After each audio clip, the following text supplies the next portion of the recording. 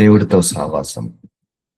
So మన భూలోకానికి వచ్చిందే యేసయ్యను తెలుసుకొని, ఆయనను అంగీకరించి, ఆయన రక్తంతో మన పాపాలను కడుగుకొని, బాప్తిజం తీసుకొని, వాక్యాన్ని తెలుసుకొని, వాక్యానుసారంగా బ్రతికి, సో ప్రార్థనలు చేసుకొని, ఆయనను ఆరాధించి, స్తుతించి, ఆయనతో భూలోకంలో సహవాసం చేసి పరలోకానికి వెళ్ళడమే.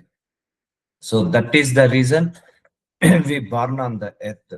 ఆ రీజన్ వల్ల మన అందరము భూలోకంలో వచ్చాము.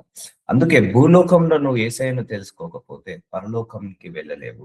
భూలోకంలో నువ్వు దేవుడితో సహవాసం చేయకపోతే పరలోక రాజ్యంలో ఆయనతో సహవాసం చేయలేము. ఇదంతా మనకు ట్రైనింగ్ పీరియడ్.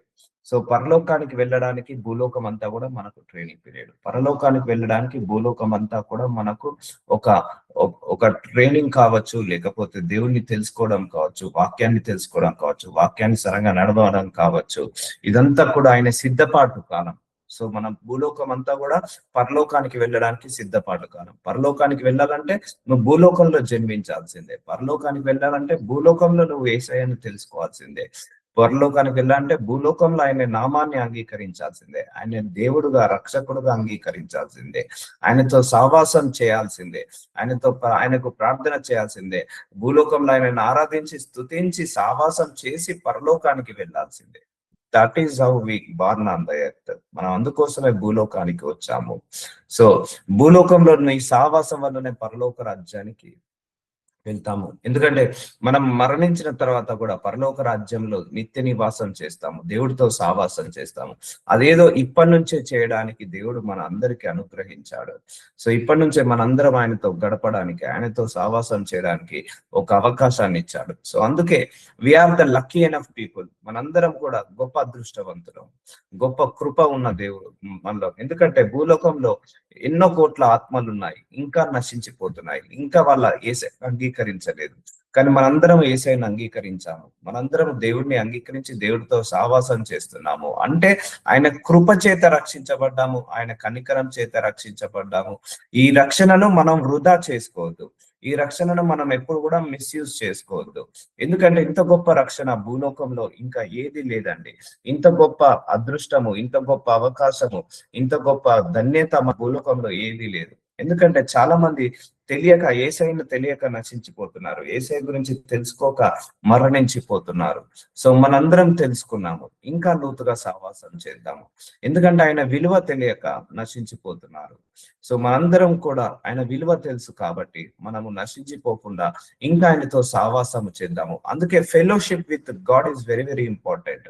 యేసయ్య ఒక సందర్భంలో అంటాడు, నీ కుడి చేయి అభ్యంతర పడితే ఆ కుడి చేయి నరికేనా కూడా నువ్వు పరలోకానికి రా అంటాడు. నీ ఎడమ కన్ను అభ్యంతర పరుస్తే నీ ఎడమ కన్ను నువ్వు పెరికి వేసేనా నువ్వు పరలోకానికి రా అంటాడు. సో అందుకే నువ్వు దేవుడితో సావాసం చేయడానికి ఏది కూడా అడ్డు రావడానికి వీల్లేదు, ఏది అడ్డు కట్ట రావడానికి వీల్లేదు. So fellowship with God is most very very important in this earth. ఈ లోకంలో గొప్ప ధన్యత దేవుడితో సహవాసం చేయడమే. అది నిజమైన ఆశీర్వాదము. నేను చెప్పాను చాలా సందర్భాల్లో, నేను దేవుడిని ఒక రోజు అడిగాను, భూలోకంలో పరలోకంలో నిజమైన ఆశీర్వాదం ఏదంటే, నువ్వు నన్ను తెలుసుకున్నావు కదా, అదే నీకు నిజమైన ఆశీర్వాదము. నువ్వు నా నామాన్ని ప్రకటిస్తున్నావు కదా, అదే నీకు నిజమైన ఆశీర్వాదము. నువ్వు నన్ను వెతుకుతున్నావు కదా, నువ్వు నన్ను ఆరాధిస్తున్నావు కదా, నువ్వు నన్ను స్తుతిస్తున్నావు కదా, నువ్వు నన్ను పూజిస్తున్నావు కదా, అదే నీకు నిజమైన ఆశీర్వాదము అని దేవుడు చెప్పడం జరిగింది. సో పరలోకంలో అయినా భూలోకంలో అయినా నిజమైన ఆశీర్వాదం ఏంటంటే నువ్వు దేవుడితో సావాసం చేయడమే.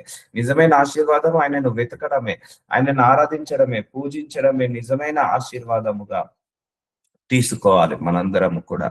ఎందుకంటే ఈ నిజమైన సావాసము చాలా ఇంపార్టెంట్. సో 1 కొరింథీయులకు రాసిన 1వ అధ్యాయము 9వ వచనము, మన ప్రభు అయిన యేసుక్రీస్తు అను తన కుమారుని సహవాసమునకు మిమ్మును పిలిచిన దేవుడు నమ్మదగిన వాడు. సో దేవుడు మనందరిని ఎందుకు పిలుచుకున్నాడు? కుమారుడైన యేసు ప్రభువాన్ని తెలుసుకోవడానికి, ఆయనను తెలుసుకోవడానికి దేవుడు మనందరినీ పిలుచుకున్నాడు. సో ఆయన గురించి మాట్లాడడానికి, ఆయన నామంలో ప్రార్థించడానికి, ఆయన రక్తంలో కడగడానికి మనల్ని పిలుచుకున్న దేవుడు నమ్మదగిన వాడు. సో అందుకే ఆయన దేవుడు నమ్మదగిన వాడు. మనం కూడా నమ్మకంగా ఆయనతో సావాసం చేద్దాము. అందుకే డీపర్ రిలేషన్ కనెక్ట్ లో ఉండండి. ఒక మ్యాగ్నెట్ ఐరన్ ఎలాగైతే అతుక్కొని ఉంటుందో నువ్వు దేవుడితో అలా కనెక్ట్ అయి ఉండాలి, అలా అత్తుకొని ఉండాలి. So don't disconnect from God, don't deviate from God, don't depart from God. Don't sync with God only. దేవుడితో సింక్ అయి ఉండండి. ఎందుకంటే ఆయన మనందరినీ కూడా పిలుచుకున్నదే ఈ లోకంలో యేసయ్యను తెలుసుకోవడానికి. తండ్రి మనందరిని ఎందుకు పిలుచుకున్నాడు? యేసయ్యను తెలుసుకోవడానికే. తండ్రి మనందరికి ఎందుకు అవకాశం ఇచ్చాడు? తన కుమారుని చేత, రక్తం చేత కడగబడి మనకు ఆయనకున్న సంధి వెళ్ళిపోవడానికి, మనకు ఆయనకు మధ్య ఒక మధ్యవర్తి లాగా ఉన్నాడు కుమారుడు. సో అందుకే కుమారుడి ద్వారా మనందరం కూడా ఆ కృపా సింహాసనానికి, ఆ మహిమ సింహాసనం దగ్గరికి వెళ్తున్నాము. అందుకే fellowship with Jesus is very very important. So ఆయనతో నిత్య సావాసం చేయండి, ఇంకా ప్రార్థించుకోండి, ఇంకా ఆరాధించుకోండి, ఇంకా స్తుతించండి, ఇంకా వాక్యాన్ని వినండి, ఇంకా వాక్యానుసారంగా బ్రతకండి అని దేవుడు పిలుపునిస్తున్నాడు. సో మనందరినీ పిలుచుకున్నది ఏదో బంగారం కొనేయడానికో, బట్టలు పెట్టడానికో, లేకపోతే కార్లు కొనేయడానికో, బంగ్లాలు ఇవన్నీ కావాలి. ఇవన్నీ సెకండరీ థింగ్. ఫస్ట్ థింగ్ ఏంటిదంటే దేవుడితో కూర్చోవడమే. ఫస్ట్ థింగ్ ఏంటంటే దేవుడిని తెలుసుకోవడమే. ఫస్ట్ థింగ్ ఏంటంటే దేవుడితో ఆరాధించడమే, స్తుతించడమే. ఇవన్నీ కూడా మొట్టమొదటిగా వస్తాయి. దేవుడి ఫస్ట్ వచ్చిన తర్వాత మిగిలిన అన్ని నెక్స్ట్ ప్రియారిటీ. అందుకే మొట్టమొదట నా నీతిని, నా రాజ్యాన్ని వెతకండి, అప్పుడు మీకు అన్ని అనుగ్రహించబడతాయి అన్నాడు. సో దేవుడు నమ్మతగినవాడు. సహోదరులారా, 1 కొరింథీయులకు రాసిన 1వ అధ్యాయం 10వ వచనము. సహోదరులారా, మీరందరూ ఏకభావంతో మాట్లాడవలనియు, మీలో కక్షలు లేక ఏక మనస్సుతో ఏక తాత్పర్యముతోను మీరు సన్నసిద్ధులై ఉండవలని మన ప్రభు అయిన యేసుక్రీస్తు పేరిట మిమ్మల్ని వేడుకొనుచున్నాను. సో చూసారండి, దేవుడు ఎవరితో సహవాసం చేస్తారు? నేను చెప్పాను నిన్న ఒక సందర్భంలో, ఎలా ఉంటే దేవుడితో సహవాసం జరుగుతుంది. సో దేవుడు ప్రేమారూపి. మనము ప్రేమతో నిండుకోలేదనుకో దేవుడు మనతో సహవాసం చేయలేడు. దేవుడు వాక్యారూపి. మనం వాక్యంతో నిండుకోలేదనుకోండి దేవుడు మనతో సహవాసం చేయలేడు. సో దేవుడు దీర్ఘశాంతం గలవాడు. మనం కూడా దీర్ఘశాంతంతో నిండుకోవాలి. సో అందుకే ఆయన ఎలా ఉన్నాడో మనం కూడా అలాగే మారాలి. అప్పుడు దేవుడు మనతో సహవాసం చేయడానికి ఇష్టపడతాడు. సో దేవుడు నీతిమంతుడు. మనం అవినీతి పాలు చేశామనుకోండి, అవినీతిగా బ్రతికామనుకోండి, దేవుడు మనతో సహవాసం చేయగలడంటాడా? చేయలేడు. మనం పరిశుద్ధులము, దేవుడు పరిశుద్ధుడు. మనం అపరిశుద్ధంగా ఉన్నాం అనుకోండి, దేవుడు మనతో సహవాసం చేయగలుగుతాడా? చేయలేడు. అందుకే మనల్ని ఆ అపరిశుద్ధతను తీసేసి మనతో సహవాసం చేస్తాడు. సో కాబట్టి మీలో కక్షలు లేక ఏక మనస్సుతోను ఏక తాత్పర్యంతోను మీరు సన్నశుద్ధులై ఉండవలనని. సో అందరూ కూడా కక్షలు లేక, క్రోధం లేక, కోపం లేక, అపవిత్ర కార్యాలు లేక ఏక భావంతో మాట్లాడాలి, ఏక మనస్సు కలిగి ఉండాలి, ఏక తాత్పర్యంతో కలిగి ఉండాలని ప్రభు పేరిట మిమ్మల్ని వేడుకొనుచున్నాను. నా సహోదరులారా, మీలో కలహములు కలవని మిమ్మల్ని గూర్చి క్లోయే ఇంటి వారి వలన నాకు తెలియవచ్చెను. సో కలహములు, సో ఇవన్నీ వద్దండి. సో మంచిది కాదు. గొడవలు, కొట్లాటలు, కలహాలు, అల్లర్లు, ఇలా ఉన్న వాళ్ళ దగ్గర దేవుడు సహవాసం చేయలేడు. దేవుడు ఎవరితో సహవాసం చేయగలుగుతాడంటే ప్రేమ, కరుణ, కృప, దయ, వాత్సల్యము, ఇవన్నీ ఉన్న వాళ్ళ దగ్గర దేవుడు సహవాసం చేయగలుగుతాడు. నువ్వు ఇవన్నీ ఉన్నప్పుడే నువ్వు దేవుడితో సహవాసం చేసినట్టు అర్థమవుతుంది. ఇప్పుడు నువ్వు దేవుని నమ్ముకున్నావు, 20 సంవత్సరాలు అవుతుంది, అయినా త్రాగుతున్నావు, నువ్వు దేవుడితో సహవాసం చేసినట్టు కాదు. నువ్వు 30 సంవత్సరాలైంది దేవుడు నమ్ముకొని, అయినా నువ్వు గొడవలు పడుతున్నావు, అల్లర్లోకి వెళ్తున్నావు, నువ్వు నీ ఇష్టం వచ్చినట్టుగా మాట్లాడుతున్నావు, దేవుడి వాక్యానికి వినట్లేదు, దేవుడి వాక్యానికి తల వంచట్లేదు, దేవుడి వాక్యానికి శ్రద్ధ చూపించట్లేదు, దేవుడి వాక్యానుసారంగా నడవట్లేదు, అయితే నువ్వు దేవుడితో సహవాసం చేసినట్టు కాదు. నువ్వు ఎప్పుడైతే ఆయనతో సింక్ అవుతావో, ఎప్పుడైతే నువ్వు ఆయనకు విలువలకు ఇస్తావో, ఆయన శాసనాలకు, ఆయన కట్టడాలకు ఎప్పుడైతే నువ్వు విలువైతే ఇస్తావో, అప్పుడే నువ్వు దేవుడితో సహవాసం చేసినట్టు అవుతావు. అంతేకాని మనము దేవుడిని నమ్ముకొని ఇంకా పాపంలో బ్రతుకుతున్నాం అనుకోండి, అది దేవుడితో సహవాసం చేసిన వాళ్ళము కాదు. దేవుడితో సహవాసం చేసిన వాళ్ళు పాపంలో పడలేరు. దేవుడితో సహవాసం చేసిన వాళ్ళు అన్యాయం చేయలేరు, అక్రమం చేయలేరు, మోసాన్ని చేయలేరు. దేవుడితో సహవాసం చేసిన వాళ్ళు దేవుణ్ణి వదలలేరు.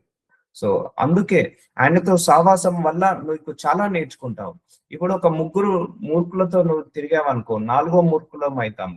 ఒక ముగ్గురు పాపులతో తిరిగామనుకోండి, 4వ పాపి మనం అవుతాము. ఒక ముగ్గురు వ్యభిచారులతో తిరిగారనుకోండి, 4వ వాడు కూడా వ్యభిచారి అవుతాడు. అందుకే మన దేవుల్లో ఎలాంటి అక్రమం లేదు, ఎలాంటి అన్యాయం లేదు, ఎలాంటి మోసం లేదు, ఎలాంటి అపరిశుద్ధత లేదు, ఎలాంటి అపవిత్రత లేదు, ఎలాంటి అజ్ఞానము లేదు. నువ్వు ఎప్పుడైతే ఆయనతో కూర్చుంటావో, ఎప్పుడైతే నువ్వు ఆయనతో ప్రార్థిస్తావో, ఆయనతో ఎక్కువగా గడుపుతావో, ఎప్పుడైతే ఆయనతో ఎక్కువగా సహవాసం చేస్తావో, అప్పుడు ఆయన గుణంలో ఉన్న పవిత్రత, ఆయన గుణంలో ఉన్న పరిశుద్ధత, ఆయన శరీరంలో ఉన్న ఆత్మీయత, ఆయన శరీరంలో ఉన్న బలము అంతా కూడా మనకు ట్రాన్స్ఫర్ అవుతుంది. అంతే కదా అండి. ఒక పొల్యూటెడ్ మైండ్ తో తిరిగామనుకో మనం కూడా పొల్యూట్ అవుతాం. ఒక భయస్థుడితో ఒక రోజు తిరగండి, మనం కూడా భయస్థుడుగా మారుతాము.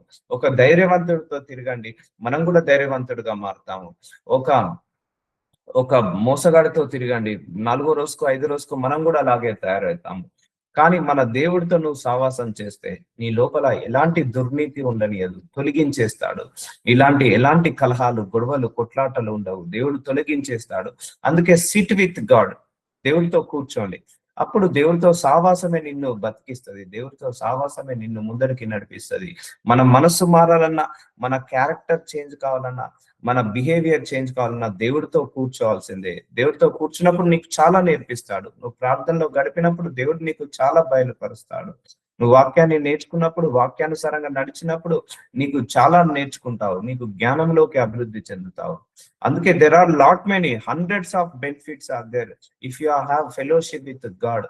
ఒక భార్య భర్తలు 30-40 సంవత్సరాలు ఎలాగైతే ఒకే ఇంట్లో ఉండి ఎలాగైతే అన్యోన్య సహవాసం చేస్తారో, అలాగే మనందరం కూడా యేసయ్యతో అన్యోన్య సహవాసం చేయాలి. అందుకోసమే మనం భూలోకానికి వచ్చాము. అందుకోసమే భూలోకంలో మనము ఆయనతో సహవాసం చేసి పరలోకానికి వెళ్ళాలి. మీరు అపోస్తుల బోధయందును, సహవాసమందును, రొట్టె విరుచుటందును, ప్రార్థన చేయటందును ఎడతెగక ఉండురి. చూసారా, ఎడతెగక దేవుడితో సహవాసం చేయమంటున్నాడు. ప్రార్థన కూడా ఎడతెగక చేయమంటున్నాడు. So continuous relationship with God, continuous fellowship with God. దేవుడితో మనందరం కూడా కంటిన్యూస్ గా రిలేషన్ లో ఉండాలి, కంటిన్యూస్ గా ఫెలోషిప్ లో ఉండాలి. ఏం చేయమంటున్నాడు? బోధయందును, అపోస్తుల బోధయందును, సహవాసమందును, దేవుడితో సహవాసము. ప్రతిరోజు మీటింగ్ లోకి రావాలి, ప్రతిరోజు ప్రార్థనలో గడపాలి, ప్రతిరోజు రొట్టె విరవాలి. చూసారా, మనం ప్రతిరోజు బోధించుకుంటున్నామా లేదా? అపోస్తుల బోధయందును ప్రతిరోజు మనం బోధించుకుంటున్నాము. సో ప్రతిరోజు సహవాసం చేస్తున్నామా లేదా? ప్రతిరోజు చేస్తున్నాము. ప్రతిరోజు మనం రొట్టె విరుస్తున్నామా లేదా? ప్రతిరోజు చేస్తున్నాము. ప్రతిరోజు ప్రార్థన చేసుకుంటున్నామా లేదా? ప్రార్థన చేసుకుంటున్నాము. ఇదన్నీ కూడా ఎడతెగక ఉండిరి, ఎడతెగక ఉండమంటున్నాడు దేవుడు. సో కాబట్టి fellowship is very very important అండి. సో అన్ని విషయాల కంటే ఫెలోషిప్ కి ఫస్ట్ ప్రియారిటీ ఇవ్వండి.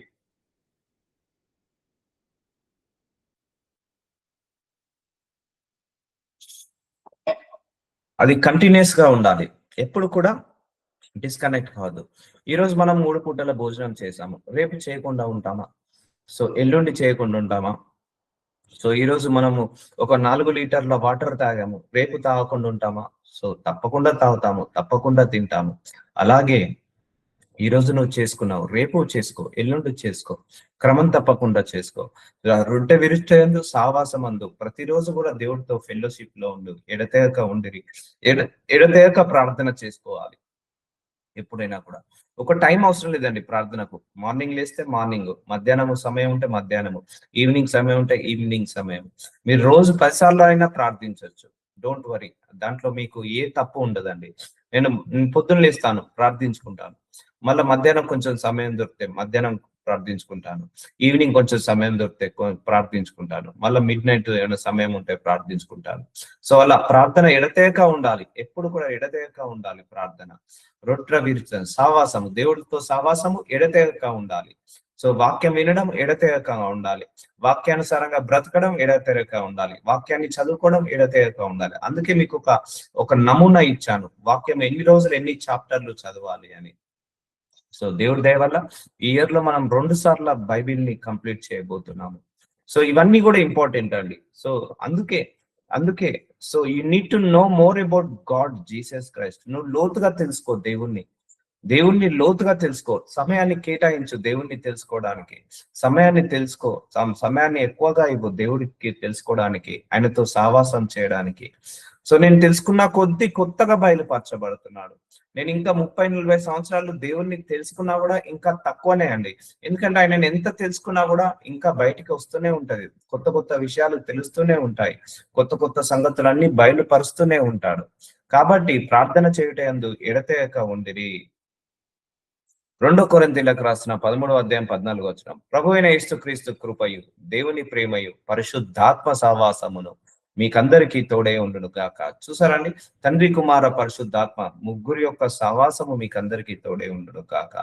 సో తండ్రి మనందరి కృపను ఆయన కృపను బట్టి మనందరినీ పిలుచుకున్నాడు. ఎందుకు? యేసయ్యను అంగీకరించడానికి, యేసయ్యను తన కుమారుణ్ణి తెలుసుకోవడానికి, తన కుమారుని రక్తంతో కడగడానికి. యేసయ్య ఏం చేశాడు? పరిశుద్ధాత్మ దేవుణ్ణి నీ లోపల పెట్టాడు. అందుకే తండ్రి, కుమార, పరిశుద్ధాత్మ ఎక్కడో లేరు, నీ లోపలనే ఉన్నారు. నీ లోపలనే ఉన్నారు. సహవాసం చేయి వాళ్ళతోటి, నీలోనే నివసిస్తున్నారు. సహవాసం చేయి. పరిశుద్ధాత్మ సహవాసము మీకు అందరికీ తోడే ఉండడు గాక. అందుకే నువ్వు వాక్యము చదువుతున్నప్పుడు పరిశుద్ధాత్మ దేవుడు నీకు బయలుపరుస్తాడు. వాక్యం మీరందరూ, పరిశుద్ధాత్మ దేవుడు మీ లోపల లేకపోతే వాక్యం ఎవరు కూడా వినలేరు.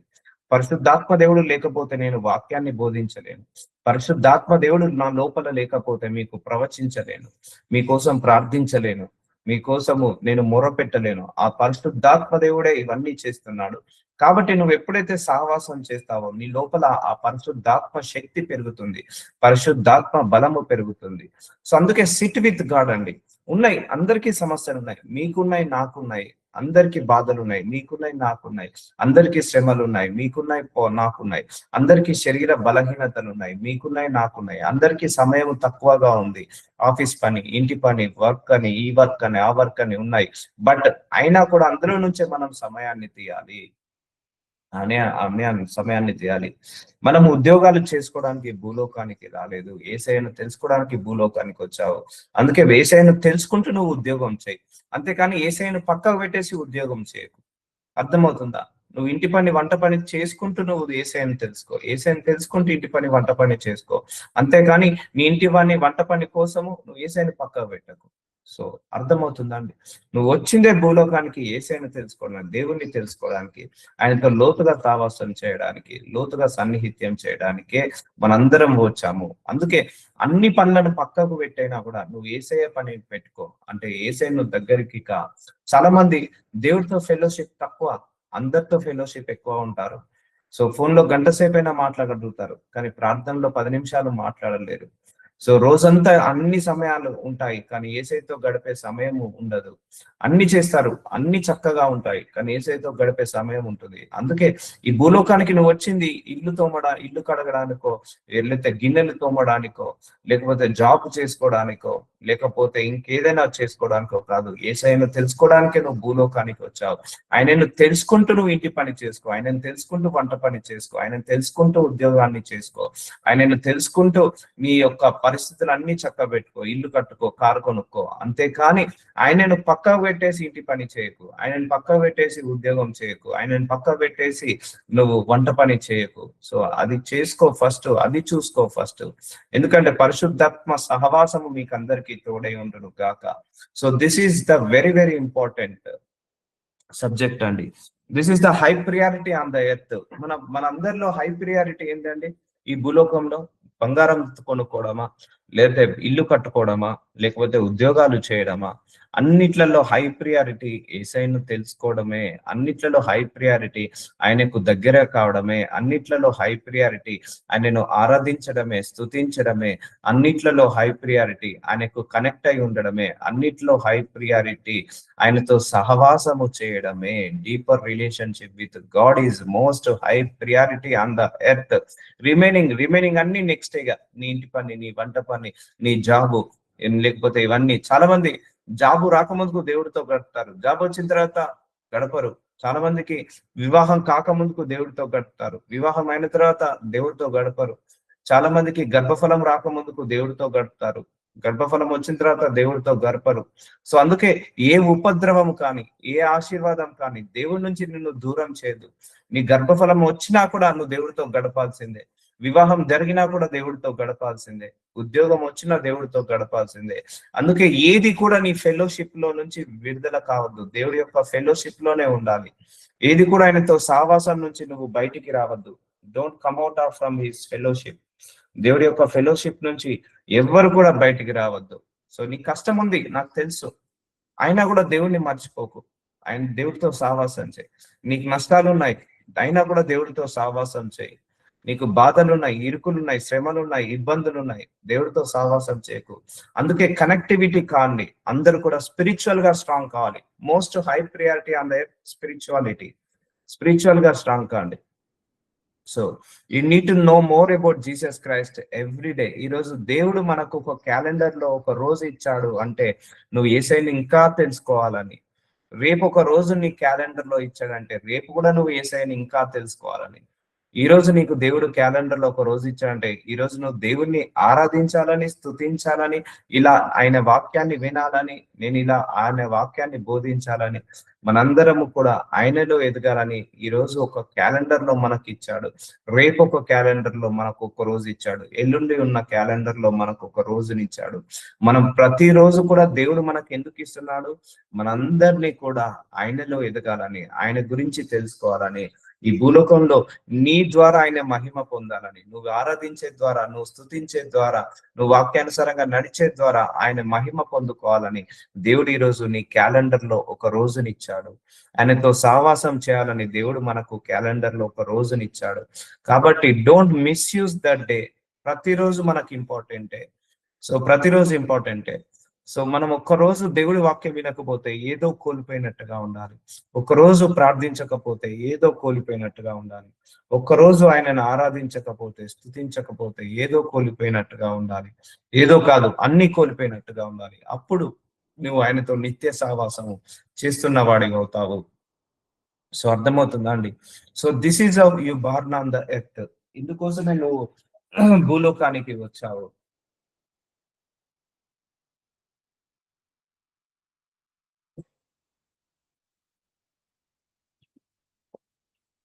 ఆయన ఆజ్ఞలను గైకొనువాడు. యోహాను సువార్త 3వ అధ్యాయము 23వ వచనము.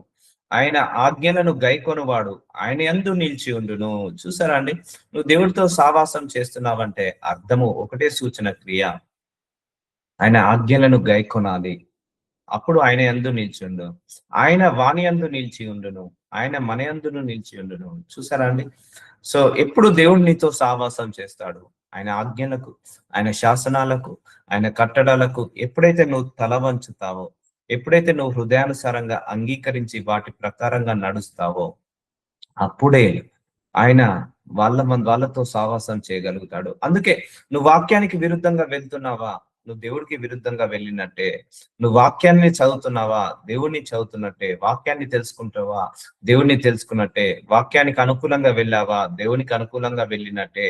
వాక్యానికి విరుద్ధంగా వెళ్ళావా? దేవుణ్ణి విరుద్ధంగా వెళ్ళినట్టే. అందుకే ఆయన ఆజ్ఞలు చాలా ఇంపార్టెంట్ అండి. ఆయన కమెంట్మెంట్స్ ఆయన చాలా ఇష్టపడతారు. ఎవరైతే ఆయన కమెంట్మెంట్స్ ని నేర్చుకుంటారో, ఎవరైతే ఆయన కమెంట్మెంట్స్ ప్రకారం నడుచుకుంటారో, ఎవరైతే ఆ వాక్యానుసారంగా బ్రతుకుతారో వాళ్ళందరికీ కూడా దేవుడి యొక్క ప్రేమ రుచి చూస్తారండి. ఎందుకంటే నువ్వు దేవుణ్ణి ప్రేమిస్తున్నావు దానికి సూచన క్రియ ఏంటిదంటే, నువ్వు ఎప్పుడైతే ఆయన వాక్యానికి విలువ ఇస్తావో అప్పుడే దేవుణ్ణి ప్రేమిస్తున్నట్టు. ఇప్పుడు ఒకటే అండి, ఇప్పుడు మనల్ని ఎవరైనా ప్రేమిస్తున్నారు అనుకో, మనం ఎవరినైనా ప్రేమిస్తున్నారు అనుకో, అది సూచన క్రియ ఏంటండి? వాళ్ళ మాట వింటాము. మనం ఒకరు ప్రేమించామంటే వాళ్ళు ఏం చెప్పినా వింటాము. మనల్ని ప్రేమించే వాళ్ళ మాట వింటాము. ఒకవేళ మనం ప్రేమించే వాళ్ళ మాట వినట్లేదంటే వాళ్ళను ప్రేమించట్లేదని అర్థం. అందుకే నువ్వు దేవుని ప్రేమిస్తున్నావు అంటే సూచన క్రియ ఏంటంటే ఆయన మాట వింటున్నావు అని అర్థము.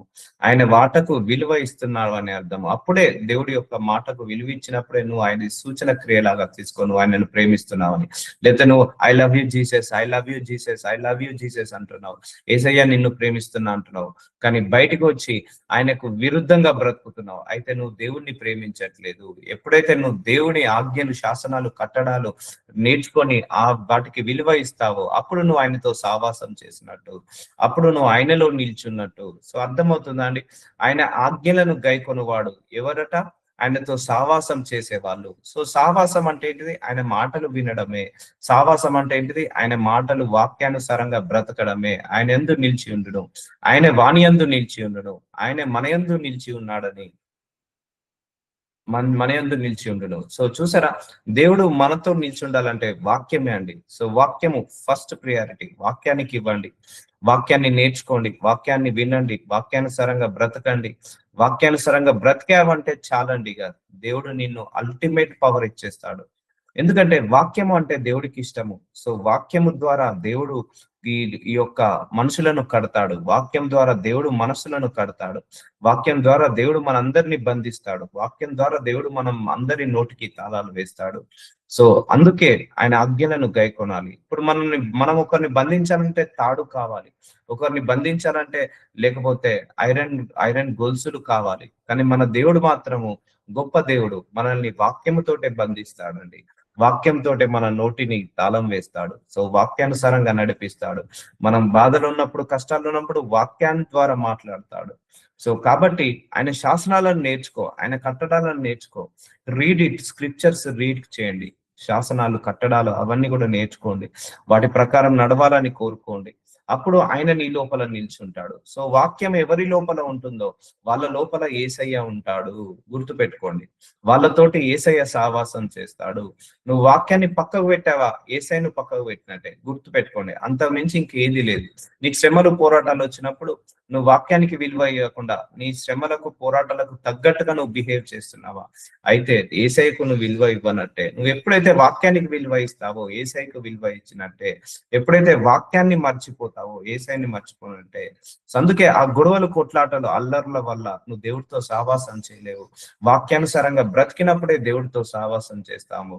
అందుకే ఆయన అంటున్నాడు, నేను వాని యందు నిలిచి ఉండును అంటున్నాడు అని ఆత్మ మూలంగా తెలుసుకొనుచున్నాము. సో మన లోపల ఆత్మను పెట్టాడు దేవుడు. ఆయనను తెలుసుకోవడానికి ఒక ఆత్మను పెట్టాడు, పరిశుద్ధాత్మ దేవుణ్ణి. అందుకే ఆత్మ మూలంగా మనం దేవుణ్ణి తెలుసుకుంటున్నాము. ఆత్మ మూలంగా మనం దేవుడికి దగ్గరగా అవుతున్నాము. ఆత్మ మూలంగా మనము దేవుళ్ళో ఏకమవుతున్నాము. మనము సావాసం చేయడానికే ఆత్మనిచ్చాడు. మన లోపల పరిశుద్ధాత్మ లేకపోతే ఇగో ఇలా మనం సహవాసం చేసే వాళ్ళం కాదు. పరిశుద్ధాత్మ లేకపోతే మీరు కూడా ప్రతిరోజు వాక్యాన్ని వినడానికి వచ్చేవాళ్ళు కాదు.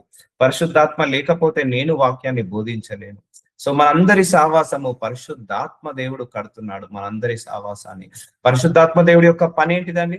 మనకు బంగారం కొనివ్వడమా, మనకు వజ్రాలు కొనివ్వడమా, మనకు ఇల్లు కొనివ్వడమా? పరిశుద్ధాత్మ దేవుడి మొట్టమొదటి పని ఏంటిదంటే యేసయ్య గురించి నీకు బయలుపరచడమే, యేసయ్య గురించి నీకు నేర్పించడమే, యేసయ్య గురించి నీకు ప్రత్యక్షపరచడమే. సో పరిశుద్ధాత్మ దేవుడి యొక్క పని యేసయ్య గురించి తెలిపడమే. అంతేకాని ఇంకా ఏది లేదండి. నేను ఎప్పుడైతే దేవుడిని నమ్ముకున్నానో నాకు దేవుడు పరిశుద్ధాత్మ దేవుడు అనే గిఫ్ట్నిచ్చి ఆ వరాన్ ద్వారా దేవుడు యేసయ్య గురించి బయలుపరిచాడు, యేసయ్య గురించి మాట్లాడాడు, యేసయ్య గురించి బోధించాడు పరిశుద్ధాత్మ దేవుడు. అందుకే I don't have any trainer. Holy Spirit God is my trainer, himself itself only my trainer. So అందుకే అన్ని బయలుపరిచేవాడు. సో దేవుడి యొక్క గొప్పతనం. సో అందుకే భూలోకంలో నేను ఒకటే డిసైడ్ అయ్యాను. సో నీది కాదు, దేవుడిదే మొత్తం జరుగుతుంది. దేవుడు అనుకుంటేనే జరుగుతుంది అన్ని కూడా. నువ్వు ఏ స్కూల్లో చదివావో అది దేవుడి చిత్తమే. నువ్వు ఏ దేశంలో నివసిస్తున్నావో దేవుడి చిత్తమే. నువ్వు ఏ కాలేజీలో చదువుకోవో, ఎవరిని పెళ్లి చేసుకున్నావో దేవుడి చిత్తమే. అంతా కూడా దేవుడి చిత్త ప్రకారమే నడుస్తుంది. సో ఆయన మనకు అనుగ్రహించిన ఆత్మ మూలంగా తెలుసుకుంటున్నాము. అందుకే అన్నిటిని పక్క పెట్టండి, అందరినీ పక్క పెట్టండి, దేవుడితో కూర్చోండి. నేను దేవుడిని నమ్ముకున్న ఒక 3 సంవత్సరాలు అన్నిటిని పక్కకు పెట్టాను. ఇప్పటికి కూడా అందరినీ పక్కకు పెట్టాను. No relatives, no friends. దేవుడు అలా నన్ను ఆత్మచేత నడిపించాడు. సో నువ్వు ఒకటే చెప్పేవాడు, నువ్వు మనుషులతో సహవాసం చేస్తే నా చిత్తాన్ని నెరవేర్చలేవు. నువ్వు మనుషులతో సహవాసం చేస్తే నా గురించి తెలుసుకోలేవు. నువ్వు నాతో సహవాసం చేయి, నా గురించి తెలుసుకుంటావు. నువ్వు నా సేవ చేయాలంటే నాతో గడపాలి. నాతో గడపకుండా నువ్వు నా సేవ చేయలేవు. మనుషులతో గడిపితే నేను, అందుకే మనుషులతో డైలీ ఒక 1 అవర్ కూడా నేను మాట్లాడను. But I will spend 5 hours with God. ఒక 4-5 గంటలైనా గడపగలుగుతాను. So that is the spirit I'm holding. ఆ స్పిరిట్ లో ఉన్నా కాబట్టి అది సాధ్యమవుతుంది. అందుకే ఈ దేవుల్లో నిలకడగా ఉండడం అతి కష్టం అండి. భూలోకంలో దేవుల్లో నిలకడగా ఉండడం అతి కష్టము. దేవుడితో సావాసం చేయడం అతి కష్టము. అపవాదికి నచ్చదు నువ్వు దేవుడితో సావాసం చేయమంటే. వస్తాడు ఆఫీస్ పని అని, ఇంటి పని అని, వంట పని అని, అనారోగ్య సమస్యలని అన్ని తీసుకొచ్చి నీవు దేవుడితో సావాసం చేయకుండా చెదరగొడుతుంటా అంటాడు. సో అందుకే నువ్వు దేవుడితో సావాసానికి నువ్వు ఒక గట్టి నిబంధన చేసుకో, ఒక నిర్ణయాన్ని చేసుకో. అప్పుడు నువ్వు దేవుడితో సావాసం చేయగలుగుతావు. ప్రియులారా, మనం ఒకడినొకడు ప్రేమింతుము, ఏదైనాగా ప్రేమ దేవుని మూలంగా కలుగుచున్నది. సో చూసారా అండి, మన లోపల ప్రేమ లేకపోతే దేవుడు మన లోపల నివసించడట. సో చాలా కష్టం అండి నిజంగా. అందరిని ప్రేమించడం చాలా కష్టం. అందరిని ద్వేషించడం అంటే చాలా ఈజీ. మనం ఎవరినైనా ద్వేషించగలుగుతాము. సెకండ్స్ లో ద్వేషించగలుగుతాము. కానీ ప్రేమించాలంటే ఒక యుగము పడుతది. ఒక రోజు పడుతది. ఒక జన్మ పడుతది అందరిని ప్రేమించాలంటే. ఆ ప్రేమ అనే గుణము ఉండాలి. సో మనము ఒక స్థాయిలో ఉన్న వాళ్ళను ప్రేమిస్తాం. కానీ కింద తక్కువ ఉన్న వాళ్ళను చులకనగా చూస్తాము. కానీ దేవుడు ఏమంటున్నాడు? అందరినీ ప్రేమించమంటున్నాడు. సో కానీ మనం ఏం చేస్తున్నాం? అందరినీ ద్వేషిస్తున్నాం. సో దేవుడేమో ప్రేమ స్వరూపి, మనమేమో ద్వేషానికి స్వరూపము. సో ఆ ప్రేమ స్వరూపి ద్వేష స్వరూపి మ్యాచ్ అవుతుందండి? కాదు కదా. సో ఆయన ప్రేమతో నిండుకున్నాడు కాబట్టి మనము కూడా ప్రేమతో నిండుకోవాలి. చాలా కష్టం అండి. ప్రేమ అనే ఫలము అత్యధికమైన ఫలము, అత్యధికమైన most powerful fruit in the Bible. Love is the most powerful fruit in the Bible. నీ శత్రువుని కూడా ప్రేమించమన్నాడు. అలా చేసే వాళ్ళే దేవుడితో సావాసం చేసినట్టు. సో అర్థమవుతుందా? నువ్వు దేవుని నమ్ముకొని 20-30 సంవత్సరాలు అవుతుంది. నీ అత్తగారిని ద్వేషిస్తున్నావు, నీ భర్తను ద్వేషిస్తున్నావు, నీ భార్యను ద్వేషిస్తున్నావు, నీ పిల్లల్ని ద్వేషిస్తున్నావు, నీ యొక్క కుటుంబ సభ్యులందరినీ ద్వేషిస్తున్నావు, నువ్వు అందరినీ ద్వేషిస్తున్నావు దేవుని నమ్ముకొని 20-30 సంవత్సరాలు. అయితే నువ్వు దేవుడితో సావాసం చేసినట్ట? నో. దేవుడితోటి ఎవరైతే సావాసం చేస్తారో వాళ్ళు ప్రేమతో నిండుకుంటారు, ఆప్యాయతో నింపుకుంటారు. సో నువ్వు నీ యొక్క క్రియలను బట్టే నువ్వు దేవుడితో సావాసంలో ఉన్నావా లేదా బయలుపడుతుంది. అర్థమవుతుందా అండి? సో నీ యొక్క క్రియలను బట్టే. ఇప్పుడు కొత్తగా వివాహం చేసుకుంటారు, కొత్తలో క్లాషెస్ ఉంటాయి. కొన్ని రోజుల తర్వాత వాళ్ళు వీళ్ళలాగా, వీళ్ళు వాళ్ళలాగా మారిపోతారు. అవునా కాదా? ఒకరికొకరు అండర్స్టాండింగ్ పెరుగుతుంది. ఓకే, ఒకరి ఇష్టాలు ఒకరు తెలుసుకుంటారు, ఒకరి అభిప్రాయాలు ఒకరు తెలుసుకుంటారు, ఒకరికి నచ్చినట్టుగా ఒకరు మెదులుతారు, ఒకరికి నచ్చినట్టుగా ఒకరు మెలుతారు. అమ్మో ఇలా చేస్తే నా హస్బెండ్ కి నచ్చదు, అమ్మో ఇలా చేస్తే నా వైఫ్ కి నచ్చదు, నా వైఫ్ కి ఇలా ఉంటే నచ్చుతాను, నా హస్బెండ్ కి ఇలా ఉంటే నచ్చుతాను అని ఒకరికొకరు మార్చుకుంటారా లేదా? దానికి 1 ఇయర్ పట్టొచ్చు, 2 ఇయర్ పట్టొచ్చు. అది ఎందుకు మారిపోతారు? సావాసం వల్లనే. సో అంతేగాని ఇప్పుడు పెళ్ళైనాక ఇద్దరు, వీళ్ళు ఒక దగ్గర, భర్త ఒక దగ్గర, భార్య ఒక దగ్గర ఉంటే మారుతారా? మారరు. ఇద్దరు ఒకే ఇంట్లో ఉన్నప్పుడు, వాళ్ళు సావాసంలో ఉన్నప్పుడే మారుతారు. అలాగే నువ్వు దేవుడికి దూరంగా ఉన్నప్పుడు నువ్వు మారలేవు. నువ్వు ద్వేషంతోటే నిండుకుంటావు. అదే దేవుడితో నువ్వు గడుపు, ఆయన నువ్వు ప్రేమతో నింపుతాడు. అందుకే అందుకే నీలో దేవుడు సావాసం చేయాలి అంటే వాళ్ళు, నువ్వు దేవుడిని ప్రేమతో నిండుకోవాలి. అప్పుడే దేవుడు నీతో సావాసం చేస్తాడు. I have seen many people 20-30 years 40 years నుంచి కూడా. So I have seen for so many people they filled with the hatred. So చాలా మంది కూడా హేట్రెడ్ తో నిండుకున్నారు. ఆ ద్వేషముతో, పగతో, ప్రతీకారంతో నిండుకున్నారు. కానీ వెళ్తారు, మళ్ళా మందిరానికి వెళ్తారు, బైబిల్ చదువుకుంటారు, పూజిస్తారు, ఆరాధిస్తారు, దశమ భాగం ఇస్తారు, అన్ని ఇస్తారు, కానుకలు ఇస్తారు. కానీ దే ఫిల్డ్ విత్ హేట్రెడ్.